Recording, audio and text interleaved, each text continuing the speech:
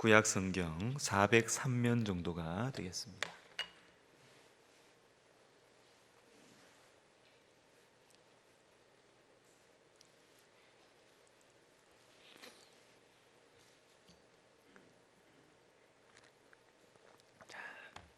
우리 같이 읽도록 하겠습니다. 시작. 이에 그 두 사람이 베들레헴까지 갔더라. 베들레헴에 이를 때에 온 성읍이 그들로 말미암아 떠들며 이르기를 이가 나옴이냐 하는지라. 아멘. 자, 우리 지난주부터 룻기를 이제 보기 시작했는데 룻기에서 중요한 장소, 이 장소가 두 군데 있습니다. 하나는 모압이고 또 하나는 베들레헴입니다. 모압과 베들레헴. 지난주에는 이 모압을 중심으로 말씀을 좀 생각해 봤습니다. 엘리멜렉이 모압으로 갔다라는 것이죠. 약속의 땅, 유대 땅 베들레헴. 그러나 죄악으로 물들어가는 그 약속의 땅에서 죄송합니다. 믿음으로 버티다가 더 이상 버틸 수가 없어서 절필하는 것처럼 모압으로 물러서 버렸습니다. 그래서 모압은 실패의 장소이고 불순종의 장소입니다. 우리는 자꾸 이걸 고민을 많이 해요. 어디로 갈까? 그죠? 내가 어떤 자리로 갈까? 어떤 직장을 택할까? 더 좋은 직장? 더 좋은 자리? 더 높은 자리? 무슨 또 새로운 일을 좀 해볼까? 우리는 이걸 고민을 참 많이 합니다. 그런데 여러분, 때로는 내가 어디로 갈까? 어떤 자리로 갈까? 하는 것보다 때로는 내가 지금 있는 이곳에서 잘 버티는 것, 물러서지 않는 것, 이것이 더 중요할 때가 있습니다. 사도행전 1장 4절에서 예수님께서는 제자들에게 예루살렘을 떠나지 말라 이렇게 말씀하세요. 1장 4절 같이 읽겠습니다. 시작. 사도와 함께 모이사 그들에게 분부하여 이르시되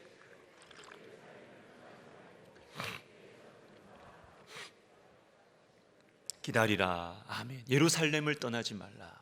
여러분, 예루살렘은 거룩한 성전의 도시입니다. 그렇지만 이 사도행전 1장에서 예루살렘은 두려움의 장소예요.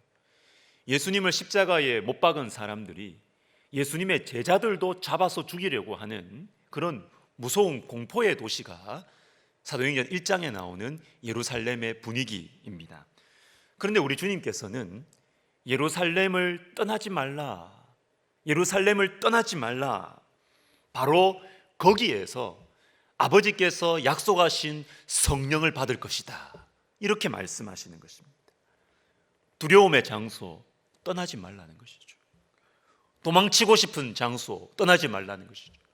부담스러운 장소 버텨라, 떠나지 말라, 바로 거기에서 성령을 받을 것이다. 주님 이렇게 말씀하시는 것입니다. 어떤 사람이 유명한 사막 교부인 안토니우스에게 이렇게 물었어요.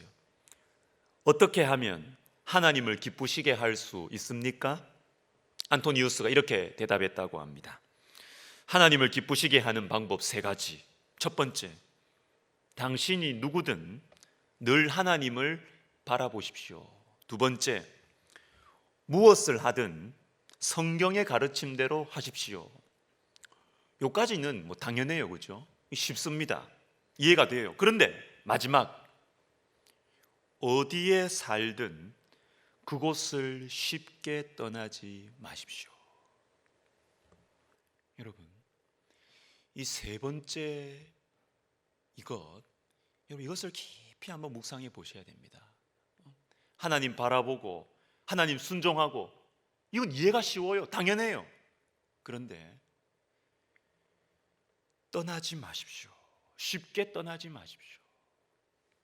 힘든 장소, 내가 허송세월하고 있는 그 자리, 그 장소, 너무나 괴로운 자리, 그러나 주님께서 나를 보내신 곳이라면 쉽게 떠나지 마세요. 쉽게 떠나지 마세요. 내가 무엇을 할까? 어디로 갈까? 이것보다 어쩌면 우리에게 더 중요한 것, 내가 어떤 새로운 일을 해볼까? 내가 어떤 일을 잘해볼까? 이것보다 우리의 마음에 더 주님을 닮아갈 수 있는 이것은 주님 주신 자리에 힘들어도 버티는 것입니다. 물러서지 않는 것입니다.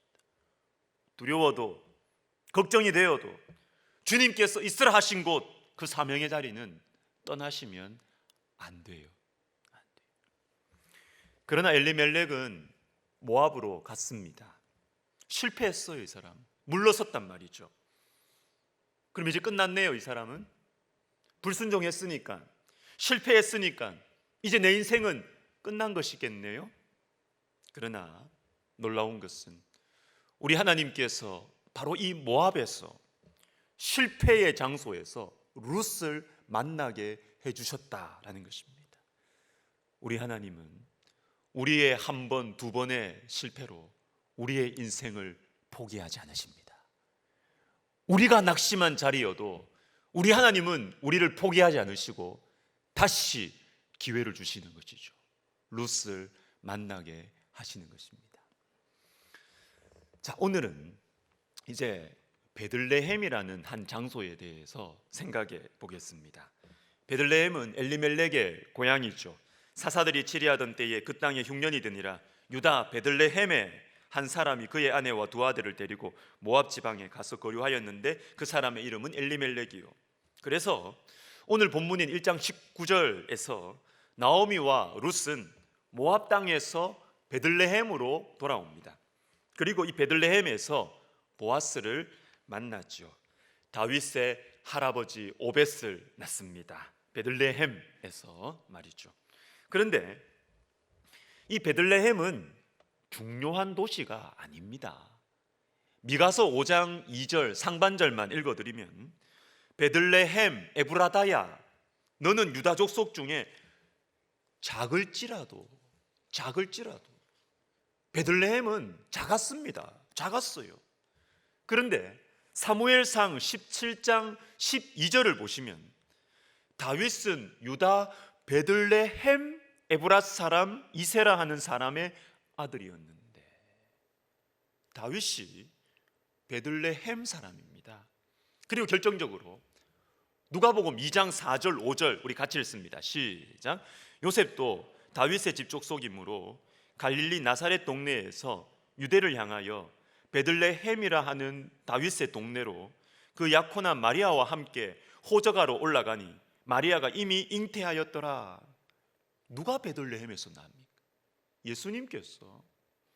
예수님께서 베들레헴에서 나시는 것이죠. 그래서 미가서 5장 2절을 전체로 다시 한번 읽어드리면 베들레헴 에브라다야 너는 유다 족속 중에 작을지라도 이스라엘을 다스릴 자가 내게서 내게로 나올 것이라. 근데 그 다스릴 자가 누구냐? 그의 근본은 상고에 영원에 있느니라. 인간이 아니라는 것이죠. 이 초라한 도시 베들레헴에 태어나는 그 지도자가 누구냐? 예수 그리스도라는 것입니다. 신적인 존재가 베들레헴에서 태어날 것이다.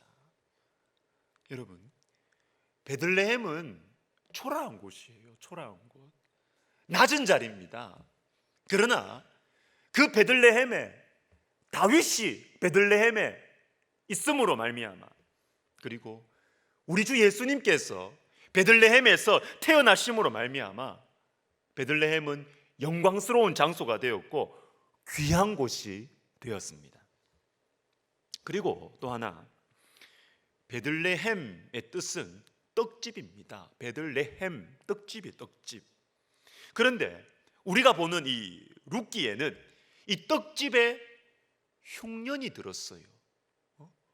베들레헴에 흉년이 들었다. 떡집에 먹을 게 없어. 떡집이 이름만 떡집이고 실제로는 먹을 떡이 없는 것입니다. 그런데 오랜 세월이 지난 후에 한 베들레헴 사람이 풍성한 떡으로 이 떡집을 채우셨습니다. 요한복음 6장 11절, 예수께서 떡을 가져 축사하신 후에 앉아있는 자들에게 나눠주시고 물고기도 그렇게 그들의 원대로 주시니라. 예수님께서, 이 베들레헴 사람이신 예수님께서 풍성한 음식으로 채우시는 것이죠. 더 나아가서 요한복음 6장 55절과 58절을 우리 같이 읽겠습니다. 시작. 내 살은 참된 양식이요 내 피는 참된 음료로다. 이 떡을 먹는 자는 영원히 살리라. 이 베들레헴 사람 예수 그리스도께서 자신의 살과 피를 내어주셨어요. 떡을 만드시는데 어떤 떡이냐? 이 떡은 베들레헴에서 나신, 이 떡집에서 나신 예수님의 살로 만든 떡이었고 예수님의 피로 버무린 떡이었다는 것이죠. 바로 이 떡을 먹는 사람은 바로 예수 그리스도의 살과 피로 만들어지고 반죽되고 버무러진 이 떡을 먹는 사람은 영생을 얻을 것이다. 영원한 생명을 얻을 것이다.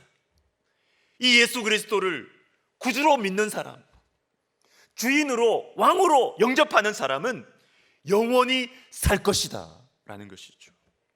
여러분, 예수님 때문에 작고 초라한 베들레헴은 존귀한 장소가 되었고 영광스러운 장소가 된 것입니다.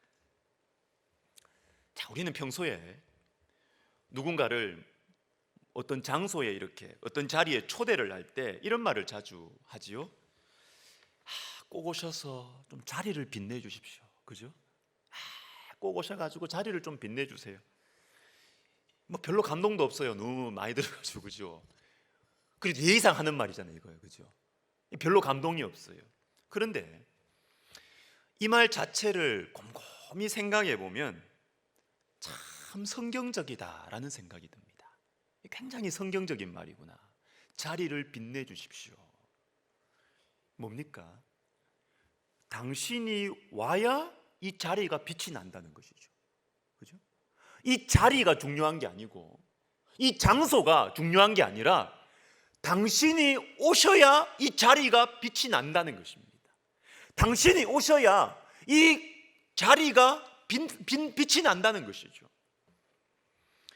여러분, 장소도 중요하고 자리도 중요하지만 장소와 자리보다 그 자리에 누가 있느냐? 누가 그 자리에 있느냐? 그 장소에 어떤 사람이 그 장소에 가느냐? 여러분, 그것이 더 중요합니다. 더 중요해요. 예수님께서는 이런 메시지를 자주 전하셨습니다. 대표적으로 하나만 보면 마태복음 15장, 예수님의 제자들이 손을 안 씻고 떡을 먹었습니다. 이걸 보고 장로들의 전통을 범했다고 바리새인들이 막 비방을 했어요. 특별히 15장 1절을 보시면 그때에 바리새인과 서기관들이 예루살렘으로부터 예수께 나와 이르되, 예루살렘으로부터 왔다는 것을 강조하고 있습니다. 거룩한 도시 예루살렘으로부터 왔다는 것이죠. 그런데 예수님께서 말씀하십니다. 사람을 더럽게 하는 것이 뭔 줄 아냐? 사람을 정말 더럽게 하는 것이 뭔 줄 아냐? 손을 안 씻는 게 아니고 마음이야, 마음. 주님 그렇게 딱 바리새인들에게 말씀하십니다. 너희들이 아무리 거룩한 말을 하고 예루살렘 출신이고 예루살렘으로부터 와서 거룩한 말을 할지는 모르지만 너희 마음이 더러워. 너희 마음이 더러워. 마음이 사람을 더럽게 하는 거야. 주님 그렇게 말씀하세요. 그런데 이어서 요 말씀을 하시고 나서 곧바로 어떤 말씀이 이어지느냐 하면 15장 21절에 예수께서 거기서 나가사, 이 말씀을 하던 그 장소, 거기서 나가사 두로와 시돈 지방으로 들어가시니 가나안 여자 하나를 만나십니다. 두로와 시돈은 바알 숭배의 본산지입니다. 우상 숭배의 장소, 더러운 장소예요. 더러운 장소. 그런데 그 더러운 장소에서 더러운 귀신, 흉악하게 귀신 들린 딸을 가진 여자를 만납니다. 그리고 이 여자의 믿음을 보시고 주님이 크게 칭찬을 하십니다. 도대체 뭐가 중요하냐는 것이죠. 예루살렘, 두로와 시돈, 이게 중요하냐? 장소가 중요하냐? 자리가 중요하냐? 아니면 거기에 있는 사람이 중요하냐? 사람이 중요하냐? 예루살렘이 아무리 성전이 있고 예루살렘이 아무리 거룩해도 그곳에 있는 사람이 더러우면 그곳은 더러운 곳이에요. 그러나 시돈과 두로가 아무리 더러워도 그 자리에 순결하고 깨끗한 믿음을 가진 사람이 있으면 그곳은 빛이 나는 거예요. 빛나는 것입니다. 여러분, 예수님을 믿는 저와 여러분들, 우리는요, 장소나 자리에 영향을 받는 것이 아니라 도리어 영향을 끼치는 사람들입니다. 자리를 빛내주는 사람들이에요. 물론 자리에 영향을 받지 않을 수는 없겠지요. 그러나 아무리 천한 자리라도 우리로 말미암아 그 자리가 귀하게 되어야 됩니다. 아무리 낮은 자리라도 우리가 가면 그 자리가 빛이 나야 되는 것입니다. 여러분, 다윗이 그랬어요. 사울이 다윗을 못 잡아먹어가지고 한직으로 자꾸 밀었어요, 다윗을. 그런데 다윗은 가는 곳곳마다 사람의 마음을 얻는 거예요. 한직으로 밀었는데 가는 곳곳마다 사람의 마음을 얻는 거예요. 다윗 속에 있는 그 빛을 천한 자리가 감출 수가 없어요. 사람이 가면 그 빛이 빛나는 것입니다. 자리와 장소가 중요한 게 아니에요. 사람이 중요합니다. 그래서 우리로 말미암아 변두리가 중심지가 되어버리는 이런 일들이 일어나는 것이죠. 여러분, 멋지지 않습니까? 멋지죠.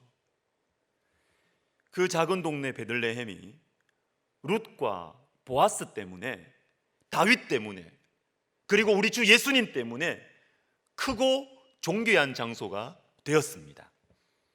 나사렛도 있습니다. 나사렛도 마찬가지입니다. 요한복음 1장 46절에 나다나엘이 이르되 나사렛에서 무슨 선한 것이 날 수 있느냐. 나사렛은 천한 곳이었습니다. 그리고 악한 곳이었던 것 같습니다. 왜냐하면 선한 것이 날 수 있느냐 이렇게 말씀이 나오는 거 보면 좀 악명이 높았던 것 같아요, 나사렛은. 그런데 예수님께서 이 나사렛에서 자라나셨습니다. 어린 시절 자라나셨어요. 그래서 사도행전 3장 6절을 우리 같이 읽겠는데요, 같이 읽습니다. 시작. 베드로가 이르되 은과 금은 나사렛 예수 그리스도의 이름으로 일어나 걸으라. 아멘. 아멘이죠. 천한 장소, 악명 높은 장소인 나사렛. 그러나 나사렛 예수 그리스도로 말미암아 이 나사렛이라는 이름이 나면서 걷지 못하는 병자를 일으키는 것입니다. 일으키는 것.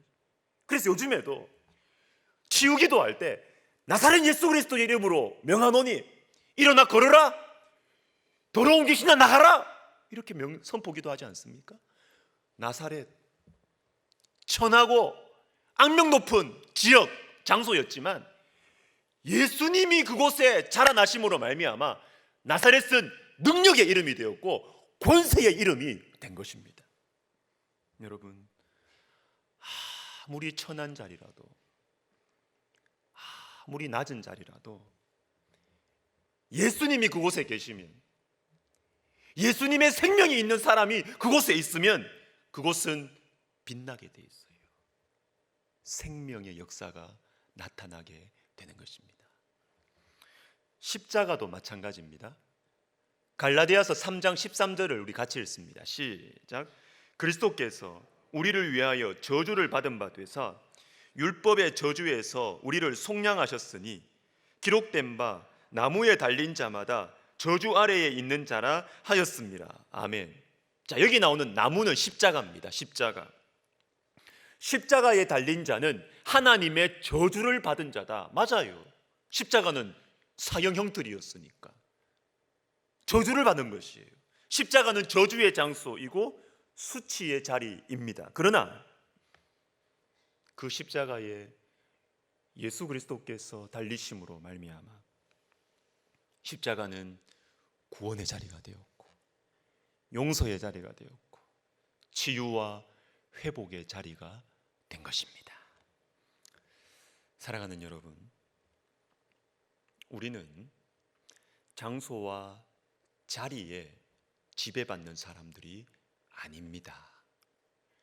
크고 작은 영향을 받을 수 있을지는 모르지만 거기에 지배받지는 않습니다. 그리고 그것 때문에 계속해서 원망하지도 않습니다. 오히려 천한 곳이라도, 천한 자리라도 귀하게 만들어내는 사람들이 하나님의 사람들이고, 낮은 곳이라도 우리가 가면 높은 곳이 되어버리고, 변두리지만 우리가 예수의 이름으로 가면 중심지로 변해버리는, 그렇게 만들어버리는 사람들이 저와 여러분입니다.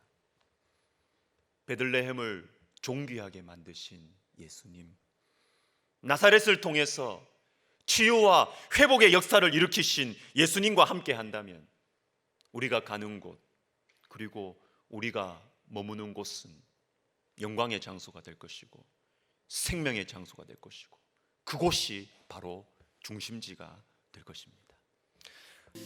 지난 여름에 휴가 때였는데요. 지방을 이렇게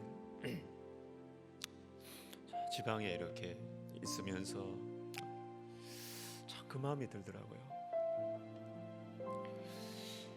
도대체 세상의 중심이 무엇인가? 세상의 중심지가 된다는 게 뭔가? 하나님의 역사가 일어나면 그곳이 세상의 중심이지. 부흥이 일어나면 그곳이 세상의 중심이지. 무슨 세상의 중심이 따로 있는가? 우리나라도 생각이 나요. 우리나라가 무슨 세상의 중심이었어요? 그러나 이곳에 성령이 부어지고 하나님의 역사가 일어나니까 세상의 중심으로 말할 수 있잖아요. 여러분, 자리가 중요한 게 아니에요. 장소가 중요한 게 아니에요. 예수 그리스도의 생명의 역사가 일어나는 그곳이 중심이고 그곳이 요직이고 그곳이 영광의 자리고 그것이 귀한 자리고 귀한 장소예요. 우리 시간 기도할 때 하나님 아버지, 주님께서 나를 어디로 보내시든지 주님 내 속에 예수 그리스도의 생명을 품고 간다면 주님 그것이 세상의 중심이 되게 하시고 그것이 영광의 자리, 귀한 자리가 되게 하여 주시옵소서. 기도하겠습니다. 하나님 아버지, 하나님 아버지, 하나님 아버지, 주님께서 우리에게 주님으로 말미암은 이 가치관의 변화가 일어나게 하여 주시옵소서. 장소와 자리가 중요한 것이 아니라 주님께서 맡기시는 자리, 주님께서 맡기시는 영혼, 주님께서 맡기시고 보내시는 장소라면 하나님 아버지, 내가 그곳을 밝히고 하나님 그것을 중심지로 만들고 하나님 예수 그리스도의 생명의 역사가 일어나서 주님, 그곳이 영광의 장소가 되고, 그곳이 부흥의 장소가 되고, 그곳이 세상의 중심이 되는 하나님 아버지, 이 성령의 역사, 이 은혜의 역사의 주인공들이 하나님 우리가 되게 하여 주시옵소서. 하나님 아버지, 하나님 아버지, 주님과 함께 감으로 말미암아 주님의 생명의 역사가 일어나게 하여 주시고, 하나님 아버지, 주님, 우리를 어느 곳에 두시든 하나님, 그곳이 아무리 어둡더라도, 그곳이 아무리 소외된 곳이라 하더라도, 그곳이 아무리 천한 곳이라 하더라도, 하나님 아버지, 주님께서 허락하신 자리, 주님의 생명의 역사가 있는 자리를 꿈꾸면서 하나님 아버지여, 천한 자리를 귀한 자리로 만들어내고, 변두리를 중심으로 만들어내고, 낮은 자리를 높이는 자리로나 만들어내는 하나님, 그러한 정말 성령의 사람들 되게 하여 주시옵소서.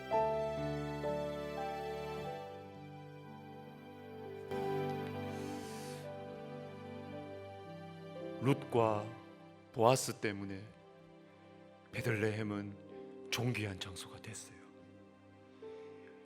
여러분, 우리가 언제까지 장소 탓만 하시겠습니까? 언제까지 자리 핑계만 하시겠어요? 예수님과 함께하면 낮은 자리도 높은 자리가 될 수 있고, 초라한 곳이 귀한 곳이 될 것이며, 변두리가 중심이 되고 지옥 같은 내 삶이 천국이 될 것이에요. 올라오기 전에 찬양하면서 우리 청년들 생각나더라고요. 우리 청년들에게 이 패기만 있다면, 좋은 직장, 나쁜 직장, 여러분, 우리 청년들 속에 예수 그리스도의 생명만 확실하게 심겨진다면, 낮은 자리 가서 내가 가면 그곳은 빛나는 것이에요. 내 속에 있는 빛을 누가 감춰, 누가 무엇이 그것을 막습니까? 언제까지 자리 탓만 하고, 언제까지 환경 핑계만 되겠어요? 우리 시간 기도할 때, 하나님 아버지, 주님, 저를 통하여 천한 장소가 귀한 자리가 되게 하여 주시고, 주님, 저를 통하여 하나님 변두리가 중심이 되게 하시며, 특별히 하나님, 우리 청년들 이 믿음의 패기를 가지고 낮은 자리 높은 자리 따지지 말고 주님 보내시는 자리로 가서 그곳에서 생명의 역사를 일으키는 그러한 인생 되게 하여 주시옵소서. 우리 시간 같이 한번 기도하겠습니다. 주님, 그렇습니다. 하나님 아버지, 우리에게 이 믿음의 패기를 허락하여 주시옵소서. 하나님 아버지, 언제까지 우리가 장소 탓만 하고 언제까지 자리 핑계만 되겠습니까? 하나님 아버지, 주님께서 내 속에 분명하게 심어주신 성령의 불, 하나님 아버지여, 이 말씀의 빛, 하나님 아버지, 주님께서 주신 이 주님의 영광이, 주님의 생명이 우리 가운데 있다면, 하나님 아버지, 이것이 우리 속에 심겨지게 하시고, 하나님 금요기도회를 통하여서, 하나님 예배를 통하여서, 하나님 우리 성도들 심령 가운데 이 예수 그리스도의 뚜렷하고 분명한 생명의 빛이 심겨져서, 하나님, 우리가 가는 곳이 중심지가 되게 하여 주시고, 우리가 가는 곳이 영광의 자리가 되게 하여 주시며, 우리가 가는 곳이 높은 자리가 되게 하여 주시고, 우리가 가는 곳이 하나님 빛나는 장소가 되게 하여 주시옵소서. 하나님, 빛은 어두움이 감출 수가 없음을 믿습니다. 하나님, 내 속에 있는 생명의 빛을 어떠한 것이 감출 수가 없고, 어떠한 환경에 있던 장애물이 감출 수가 없음을 하나님, 우리가 믿습니다. 하나님 아버지요, 하나님 아버지요, 내 살과 피를 먹고 마시라, 그러면 영생을 얻으리라. 하나님 아버지, 우리가 예수 그리스도의 살과 피로 버무러지고 만들어진 이 떡을 먹겠습니다. 하나님 아버지요, 예수님을 우리의 생명의 주인으로, 예수님을 우리의 인생의 주인으로 믿습니다. 하나님 아버지, 우리가 가는 곳곳마다 하나님 어두움이 물러나게 하시며 빛이 일어나게 도와주시고, 하나님 아버지, 특별히 우리 사랑하는 청년들 하나님 믿음의 용기와 믿음의 패기를 갖게 하여 주셔서, 하나님 아버지여, 정말로 패기 있게 예수님 때문에 용감하고 담대하게 하나님 이 세상을 살아갈 수 있도록 하나님 도와 주시옵소서.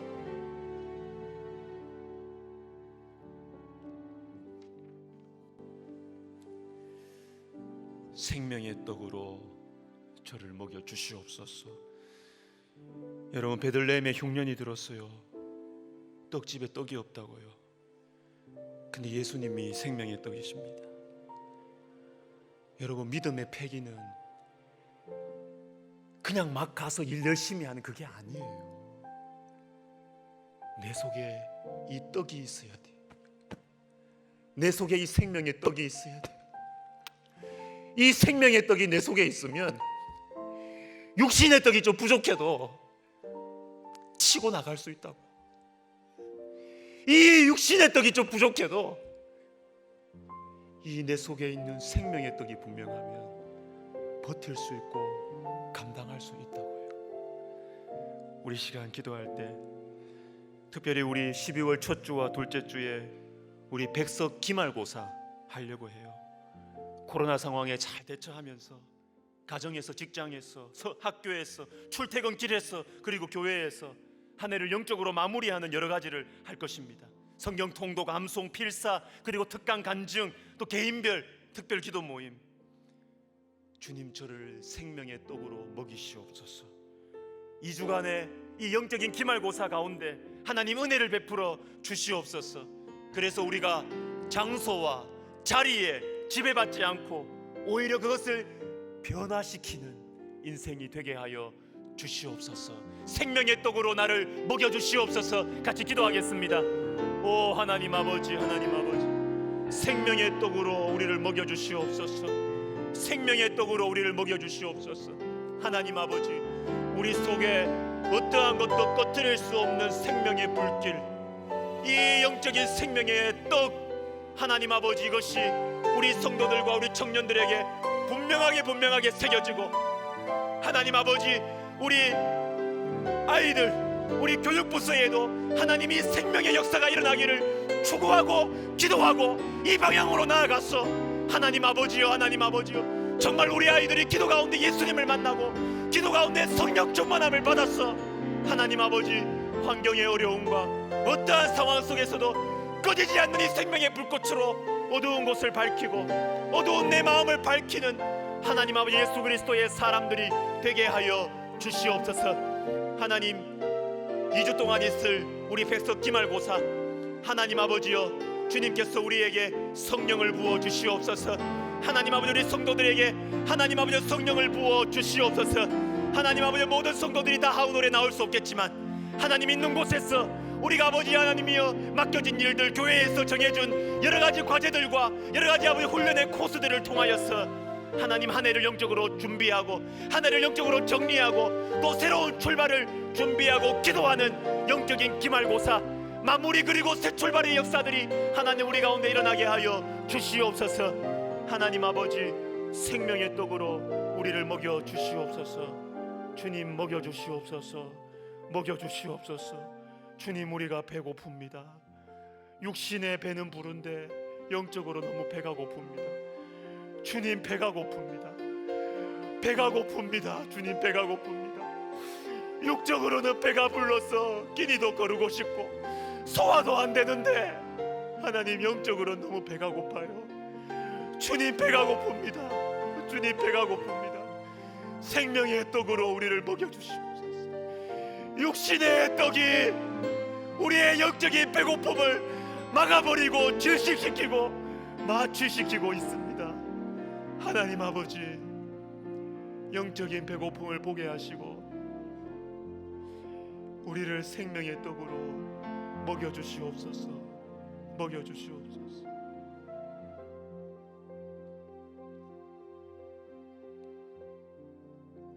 자, 우리 나라를 위해서 기도하겠는데, 제가 어제 우리 교단에 참 훌륭한 귀하신 목사님들 이렇게 모임에 갔다 왔습니다. 한 분이 그러세요. 주변에 어떤 목사님 이야기겠죠. 70명 모이던 교회가 코로나 거치면서 다 떠나고 2명 남았다. 2명. 그 목사님은 우울증에 걸리고. 당연하죠. 당연하죠. 목사님들이 그렇다면 우리 성도님들 중에는 우울증으로 고민하는 분들이 얼마나 많을까, 이런 생각이 들었어요. 어떤 한 삼성의료원의 교수님은 그러시더라고요. 코로나 블루를 극복하는, 이 우울증을 극복하는 최고의 방법은 대화라고. 대화를 통해 감정을 이해받고 공감받는 것. 여러분, 우리 나라를 위해서 기도할 때 우리 국민들의 마음을 위해서 기도해야 될 것 같아요. 마음을 위해서. 막 그런데요. 어떤 성도가 전화 와서 그런데요. 목사님, 오늘도 의자에 앉아서 베란다 갔다가 왔다가 했대요. 베란다 가서 뭐 하려고? 여러분 이해되시죠? 우울증 때문에 베란다 갔다가 들어왔다가 했다는 거예요. 이 코로나로 인해서 우리 국민들의 마음이 점점 더 이전보다 더 어두워지고 있습니다.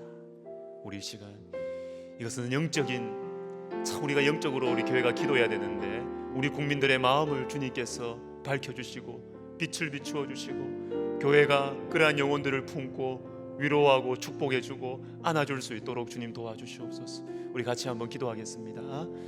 하나님 아버지, 우리 국민들을 불쌍히 여겨주시옵소서. 하나님 아버지, 불쌍히 여겨주시옵소서.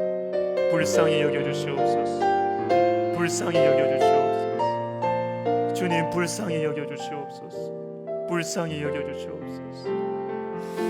하나님 아버지, 영적인 어두움이 너무 깊습니다. 하나님 아버지, 우리나라 아버지, 우리 국민들 불쌍히 여겨주시옵소서. 주님, 불쌍히 여겨주시옵소서.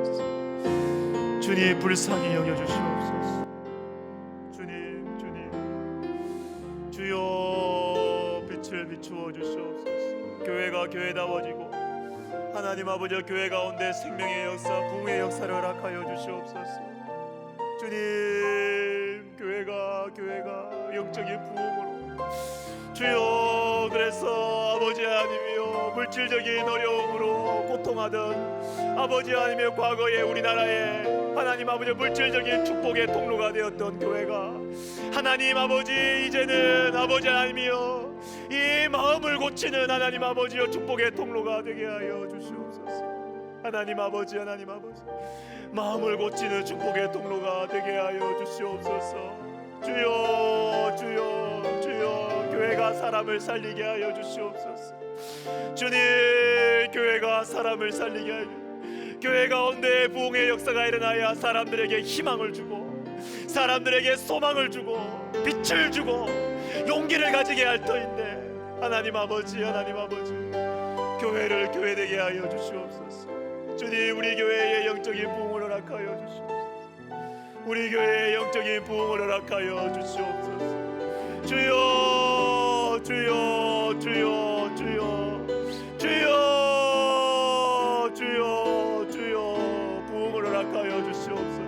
부흥을 허락하여 주시옵소서. 부흥을 허락하여 주시옵소서.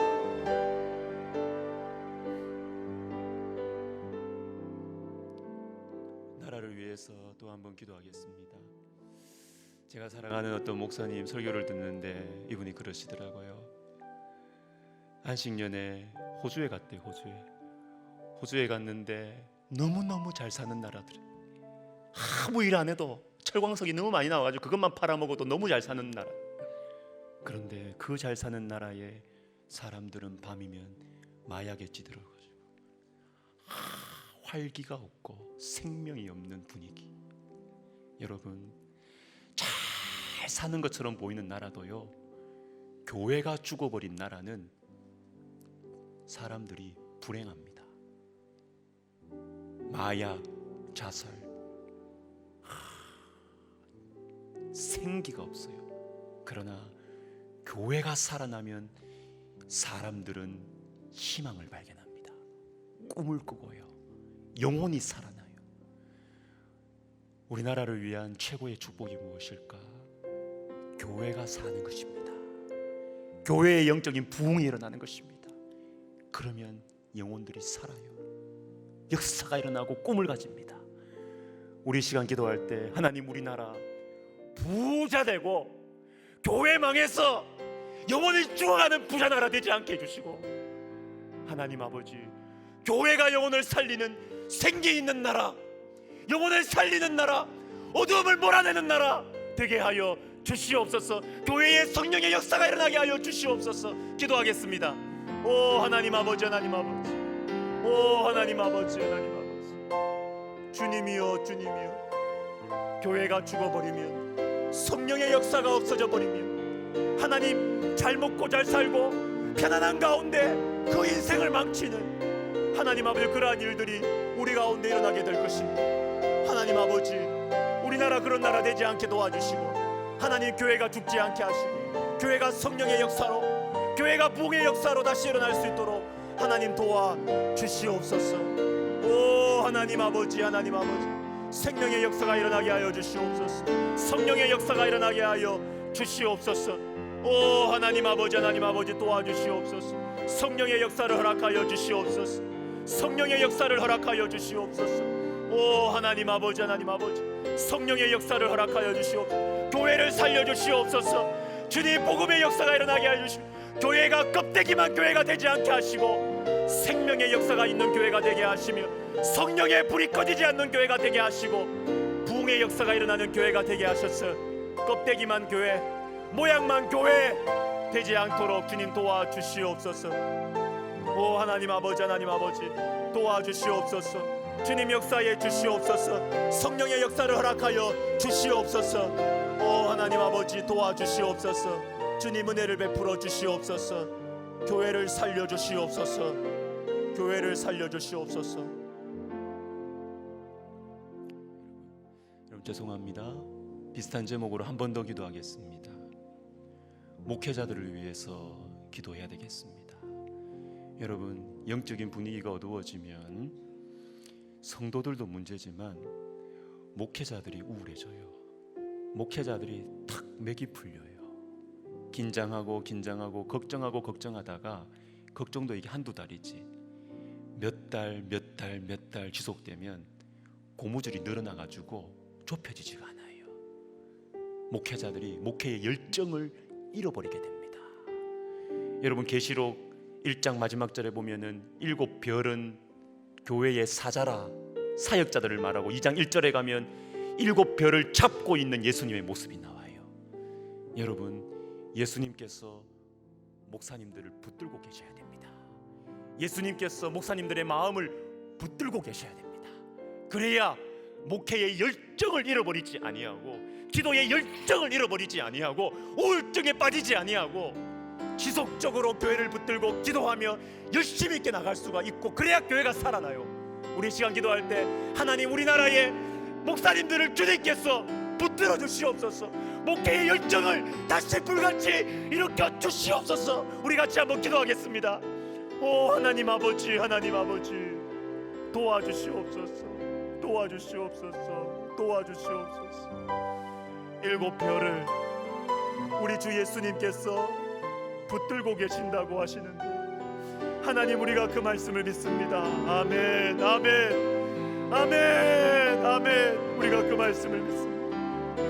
하나님, 인생은 연약하지만 주 예수님께서 교회의 목회자들을 붙들고 계심을 믿습니다.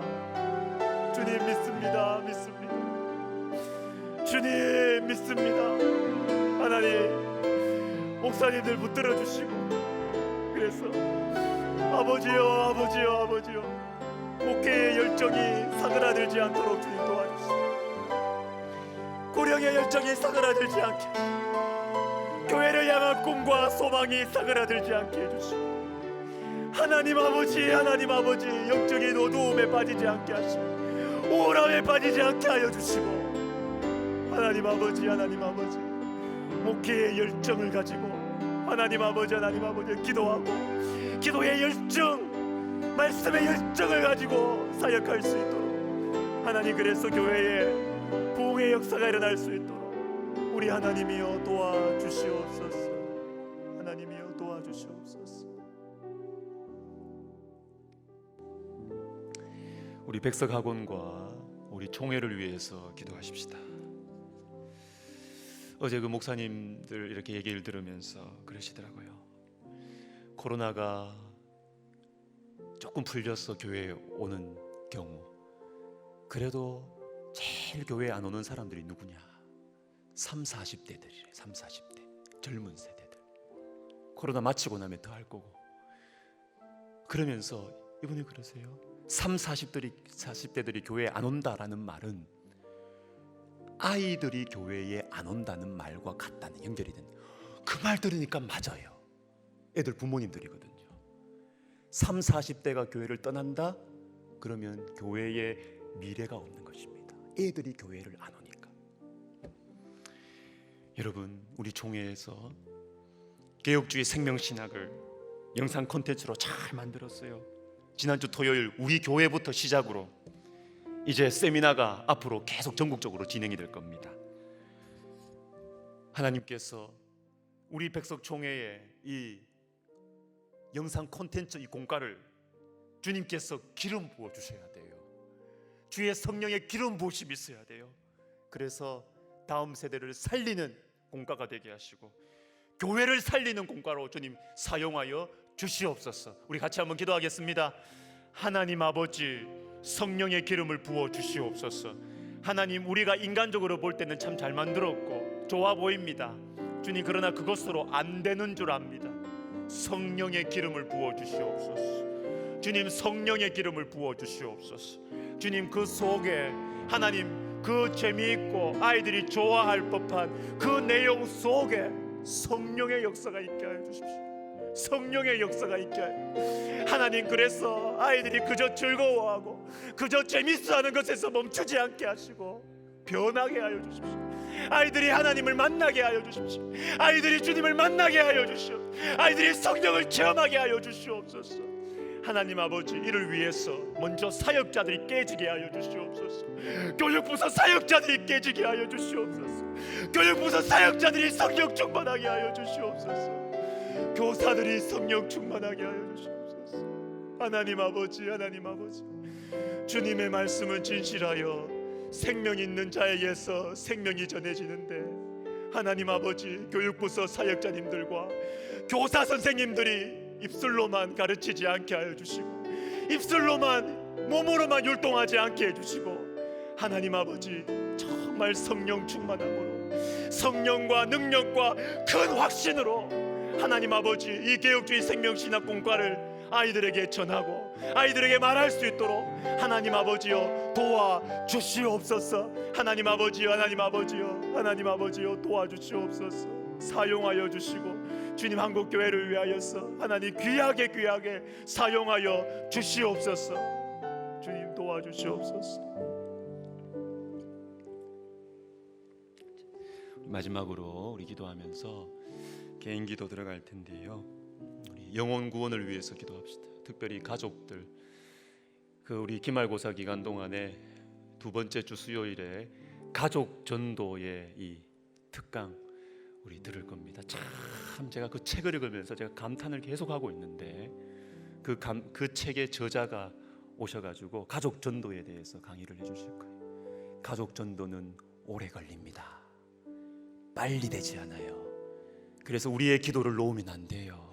계속 붙들고 그 영혼을 위해서, 가족을 위해서 기도해야 돼요. 영혼 구원을 위해서 기도하시고, 또한 주변에 아프신 분들 있죠. 수술 전 후에 있는 분들이 계실 겁니다. 여러분, 아픈 분들 위해서 주님께서 치료하시고 주님께서 손 얹어 주셔서 위로하시고 평안케 하시기를 기도하시고, 우리 선교사님들과 그리고 여러분들 가져오신 귀한 기도 제목들 가지고 우리 시간 같이 기도하면서 개인 기도 들어가시겠습니다. 기도하겠습니다.